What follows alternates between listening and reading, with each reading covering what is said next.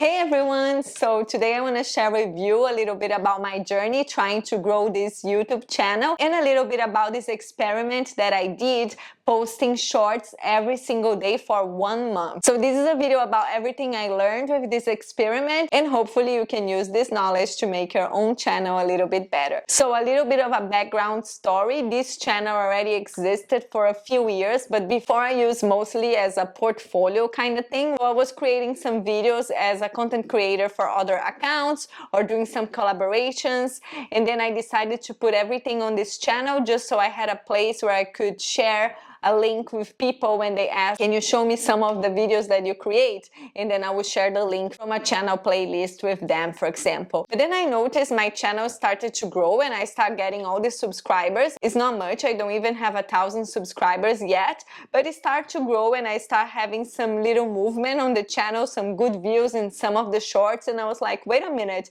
there is something here and I should pay more attention to YouTube.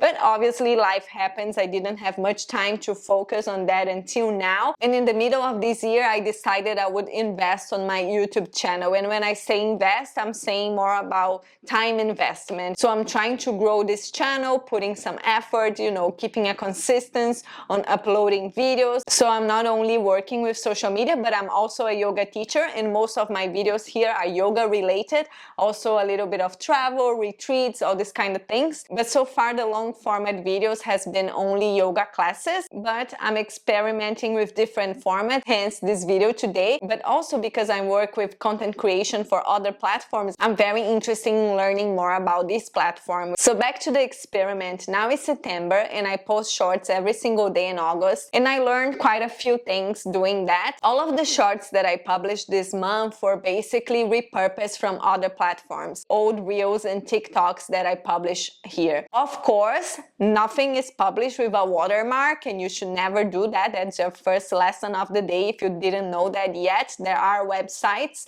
that you can use to download the content from Instagram and TikTok without the watermark, and that's essential if you want to repurpose content among all the platforms that support short video format. So some of the content I had the files already, some I have to download, and of course, even though I didn't spend any time on production like recording and editing these videos, I did spend some time downloading, organizing, renaming everything, writing captions, trying to make the titles quite engaging so people would click and watch, trying to publish them on YouTube in a way that they could perform quite well. However, I must say that I sticked with an average of 400-500 views per short that I published, which was not much. I did have 2 shorts that perform a little bit better. The one that performed the best was a very simple video that I published on TikTok last year, and it had already performed quite well on that platform,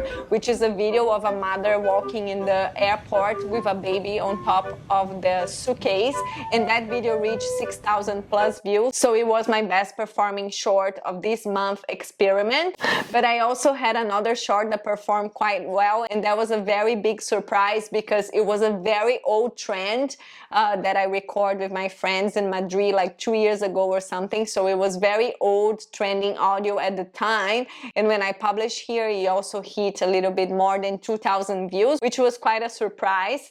As this trend in my head was already dead. But again, it was a content that performed originally quite well. However, I did have some very fun videos that performed quite nicely in other platforms but didn't perform so well in YouTube. They kept the average. So performance can really vary depending on the platform. And I already noticed that from another social media client, which is the only one that I actually do Instagram and also repurpose everything on TikTok. And usually things don't perform so well on TikTok because they are made for Instagram. So TikTok has a different language. So in this case, even things that went viral on Instagram didn't actually perform so well on TikTok. So it really depends. Sometimes get really surprised. So another thing I can say from my learnings is that it's good to stick with a niche on your YouTube channel. So usually on my YouTube, I post a lot about wellness, yoga, retreats, travel. So what I noticed on my shorts is that in the beginning of the month, I was posting everything that was quite related to those topics. But towards the end, I started testing with different topics that were more related to fashion, art,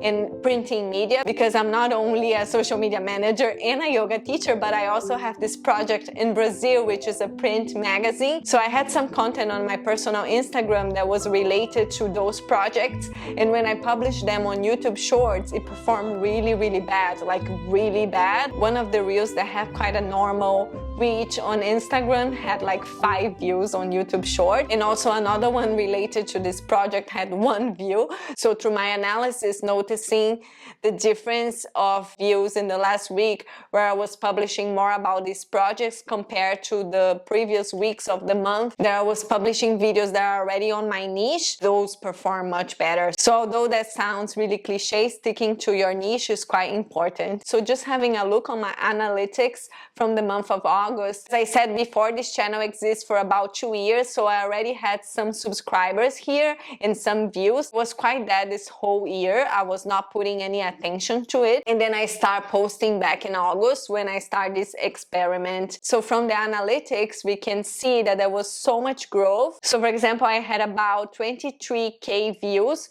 which is 350 more than in July. Also, I had about 120 watch hours and 48 new subscribers, which is great. And although I'm still very far away from reaching what I need to monetize, I feel very proud from my results from August, because it was the month of comeback. So it's very good to see that the channel is growing. And I did post weekly long form videos, but most of these came from the shorts. So on analytics, when I go to the content overview and I look just into shorts, 22,000 views came from the shorts. So they did make a very big difference this month. I also got 583 likes on the shorts and also 44 new subscribers. And even though that might not sound like so much for big creators out there, I'm so proud of these 44 new people that just arrived in the channel. Welcome! Sometimes we get so used to these crazy numbers on social media that we forget like what a group of 44 people actually means. So as a yoga teacher, I can say that when you have 40 plus people on your class,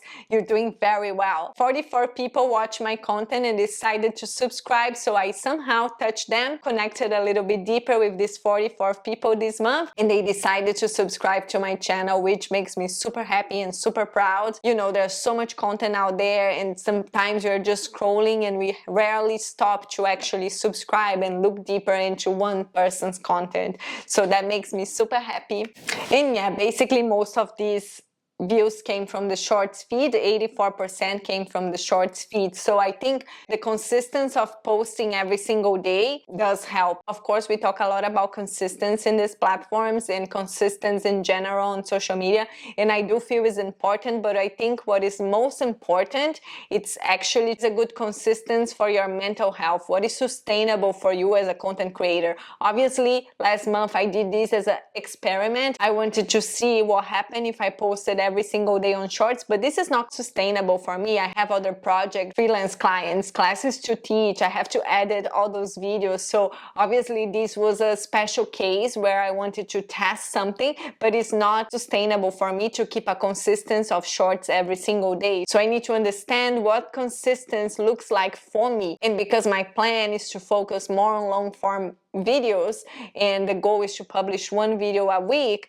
perhaps 2 shorts a week is a good consistency for me following up from now on. Still, I'm very happy and very proud with this experiment. I thought it was worth to do, and what I can advise for you, if you have old content on your Instagram or any other platform, you can definitely repurpose and use here on shorts. See how it performs. Let me know in the comments if you decide to do a similar experiment. Let's stay connected if you're also a small creator trying to grow your channel here. I hope you subscribe and we can keep sharing our knowledge in this journey and having fun along the way. Because in the end of the day, we all dream about monetizing on YouTube, but it's all about what you're putting out there into the world, the message that you're sharing with your audience. So it doesn't matter if it's 44 people or 4 million people, your message is reaching someone. So I hope you enjoyed this video, you enjoyed this experiment, and let's stay connected, let's keep growing, let's keep sharing our message to the world.